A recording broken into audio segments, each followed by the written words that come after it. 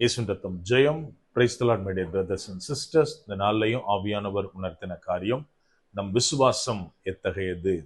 ஆவியானவர் உணர்த்தின வசனம் தானியேலின் புஸ்தகம் அதிகாரம் 3 வசனம் 18. விடுவிக்காமற் போனாலும் நாங்கள் உம்முடைய தேவர்களுக்கு ஆராதனை செய்வதும் இல்லை, நீர் நிறுத்தின பொற்சிலையை பணிந்து கொள்வதும் இல்லை என்கிறது ராஜாவாகிய உமக்கு தெரிந்திருக்க கடவுது என்றார்கள். But if not, be it known unto thee, O king, that we will not serve thy gods, nor worship the golden image which thou hast set up.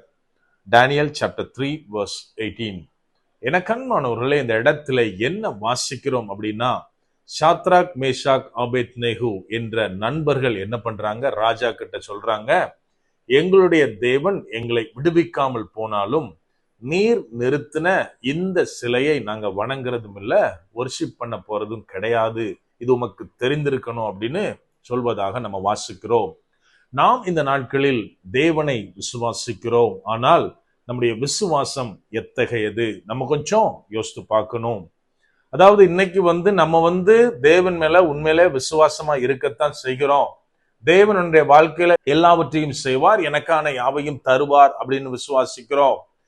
ஆனா என்ன பிரச்சனை அப்படின்னா, அநேகர் இன்னைக்கு எதுக்காக விசுவாசிக்கிறோம், என் வாழ்க்கையில எனக்கு இந்த மாதிரியான ஆசீர்வாதங்கள் வேணும், இத தேவனால தான் தர முடியும், சோ அவர் எனக்கு செய்வார் அப்படின்னு ஒரு பக்கம் சர்டன் பீப்புள் எப்படின்னா, ஏதோ ஆண்டவர் கஸ்டமர் கேர்ல ஒர்க் பண்ற மாதிரியும், நம்ம கேட்கறதெல்லாம் அவரு கரெக்டா பண்ணி கொடுக்கிற மாதிரியும், இந்த மாதிரியான ஒரு விசுவாசத்துல இருக்கும்.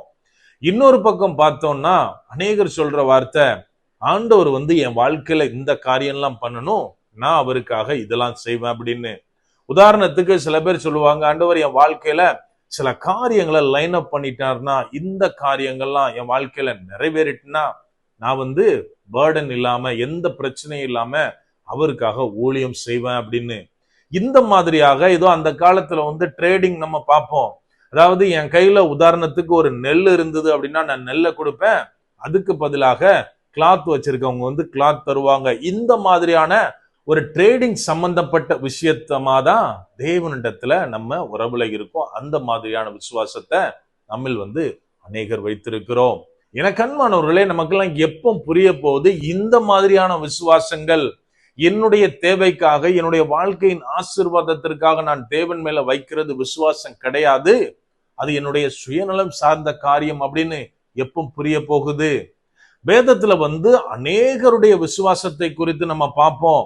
ஈவன் ஆபிரகாம நம்ம என்ன சொல்றோம், விசுவாசத்தினுடைய தகப்பன் அப்படின்னு சொல்றோம். ஆனாலும் எனக்கு பர்சனலா இந்த பீப்புளோட, அதாவது சாத்ராக் மேஷாக் ஆபேத்நேகுவோட விசுவாச வார்த்தைகள் ரொம்ப பிடிக்கும். அங்க என்ன நடக்குது அப்படின்னா, நேபுகாத் நேச்சார் அரசன் ஒரு பொற்சிலையை வைக்கிறார். எல்லாரும் மியூசிக் வாசிக்கும் போது அதை தாழ பணிந்து கொள்ளணும், வணங்கணும் அப்படின்னு கட்டளை பிறப்பிக்கப்படுகிறது. இப்ப நிறைய பேர் சொல்றாங்க, நீங்க பாபிலோன் மகாணத்துல விசாரிப்புக்காக வைத்த ஒரு 3 நபர்கள் உம்மை வணங்குகிறதில்லை, உமது சிலையை வணங்குகிறதில்லை அப்படின்னு ராஜா கிட்ட கம்ப்ளைண்ட் கொண்டு வராங்க. இம்மிடியேட்டா அவர் என்ன பண்றாரு, அவங்க 3 பேரையும் கூப்பிட்டு விசாரிக்கிறார். அப்போதுதான் அவங்க 3 பேரும் ராஜாவுக்கு உத்தரவாய் சொல்லுகிற காரியம் என்ன அப்படின்னா, அவங்க சொல்றாங்க, உங்ககிட்டயே இருந்து சரி, வணங்காம போறவங்களுக்கு கொடுக்கப்படுகிற தண்டனை ஆகிய தீச்சூளையில இருந்தும் சரி, எங்களுடைய தேவன் எங்களை தப்புவிப்பார், அவர் வல்லவராய் இருக்கிறார். ஒருவேளை அந்த வசனத்துல சொன்னத மாதிரி ஒருவேளை அவர் எங்களை விடுவிக்காமற் போனாலும் நாங்க எந்த விதத்திலும் பணிந்து போவது கிடையாது, சிலைக்கு முன்பாக வணக்கம் சொல்றது கிடையாது, தேவனை தவிர வேற எந்த தெய்வத்தையும் நாங்க வர்ஷிப் பண்றது கிடையாது, இது உங்களுக்கு தெரிந்திருக்க கடவுது அப்படின்னு ராஜாவுக்கு சொல்வதாக நம்ம வாசிக்கிறோம். அதுக்கு பின்பாக நடந்த எல்லா காரியங்களும் நமக்கு தெரியும். நான் இந்த இடத்துல ஒரே ஒரு கேள்வி கேட்க விரும்புகிறேன். இன்கேஸ் நாம அந்த இடத்துல இருந்தா என்ன சொல்லியிருப்போம்? நம்ம இம்மிடியேட்டா சொல்ற காரியம் என்ன தெரியுமா? ராஜாவுக்கு கீழ்ப்படியணும், அது நம்ம மேல விழுந்த கடமை, சோ அவர் செய்யறத நமக்கு விருப்பம் இல்லைனாலும் பண்ணணும் அப்படின்னு ஒரு பக்கம் சொல்லுவோம். இன்னொரு பக்கம் சொல்லுவோம், ஏதோ அந்த நேரத்துல தப்பிக்கிறதற்காக ஒரு வணக்கம் வச்சுட்டு போறதுல தப்பு இல்ல, என் இருதயத்துல தேவனைத்தான் நான் நினைச்சிட்டு இருக்கேன் அப்படின்னு ஒரு சமாளிபிகேஷன்ல நம்ம பேசுவோம். எனக்கு அன்பானவர்களே, இங்க இந்த பீப்புள் அந்த மாதிரி சொல்லல.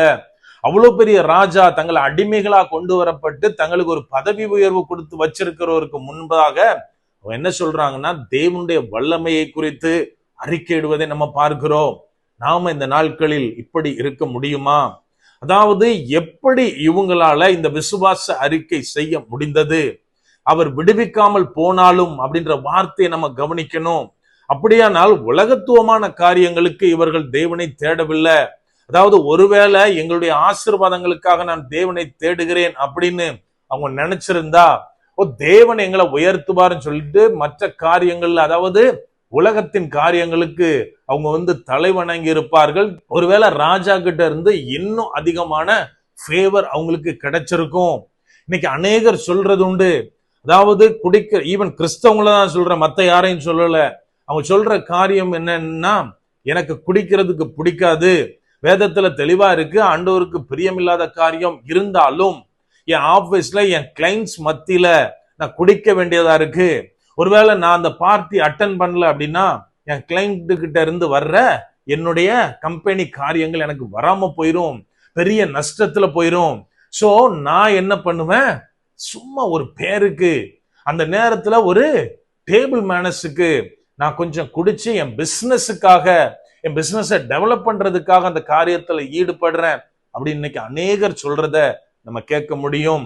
எனக்கு அன்பானவர்களே, இது எப்போ வருது அப்படின்னா, என் தேவனை மாத்திரம் சார்ந்திருக்காமல் உலகத்தினுடைய காரியங்களுக்கும் நான் ஒத்து போனாதான் எனக்கு ஆசீர்வாதம் வரும் அப்படின்னு நம்ம நினைக்கும் போதுதான் இந்த மாதிரியான காரியங்கள் நம்முடைய வாழ்க்கையில வரும். மாறாக தேவனை என்னுடைய ஆசீர்வாதத்துக்காக அல்ல, அவரை என்னுடைய தகப்பனாக, என்னுடைய ஜீவனாக நான் தேடும் போது நம்ம என்ன சொல்லுவோம் தெரியுமா? எனக்கு விசுவாசம் இருக்கு, ஏன் ஆண்டவர் என்னை நடத்துவார், ஏன் ஆண்டவர் என்னை ஆசீர்வதிப்பார், ஏன் ஆண்டவர் என் தொழிலை வர்த்திக்க பண்ணுவார். இன்கேஸ் அவர் வர்த்திக்காமல் போனாலும் சரி, ஆசீர்வாதம் தரப்படாமல் போனாலும் சரி, தேவனை தவிர மற்ற காரியங்களுக்கு நான் காம்ப்ரமைஸ் ஆக மாட்டேன்னு சொல்ற அந்த விசுவாசம் நமக்குள்ள வரும். சோ நம்ம என்ன செய்யணும்? இத்தகைய விசுவாசம் வரணும்னா தேவனை தேடணும், தேவனை விசுவாசிக்கணும். உலகத்திற்காக அல்ல, நம்முடைய ஆத்துமாவிற்காக அவரை சார்ந்திருக்கணும். அப்படியே கண்களை மூடுவோமா? அன்பான ஆண்டவரே, இந்த நேரத்திலே அப்பா உம்மை நோக்கி பார்க்கிறோம். ஆவியானவர், நீர் எங்களோட இருக்கிறீர், அதற்காக நன்றி செலுத்துகிறோம். அப்பா, இந்த உலகத்துல பல வகையான ஆசீர்வாதங்கள் எங்களுடைய வாழ்க்கைக்கு தேவைதான் தகப்பனே. ஆனாலும் அதெல்லாம் உம்மிடத்திலிருந்து வருகிறது அப்படின்றத நாங்க விசுவாசித்து அறிக்கையிட, அப்பா உம்மை மாத்திரமே சார்ந்து நாங்க வாழ ஆவியானவரே நீர் எங்களுக்கு உதவி செய்யுங்க. அப்பா, வேதத்துல சொல்லப்பட்டதை போல எனக்கு ஒத்தாசை வருகிற பர்வதத்துக்கு நேரா என் கண்களை ஏறெடுப்பேன் அப்படின்ற விசுவாசம், நம்பிக்கை எங்க ஒவ்வொருத்தருக்கும் தேவை தகப்பனே. ஆவியானவரே, எங்களுடைய விசுவாசத்தை வர்த்திக்க பண்ணுங்க. முற்றிலுமா எங்களை தாழ்த்தி ஒப்பு கொடுக்கிறோம். பலப்படுத்தி ஆசீர்வதிங்க. மீட்பர் இயேசுவின் மூலம் ஜெபிக்கிறோம். ஜெபம் கேளும் எங்கள் நல்ல பிதாவே. ஆமென். God bless.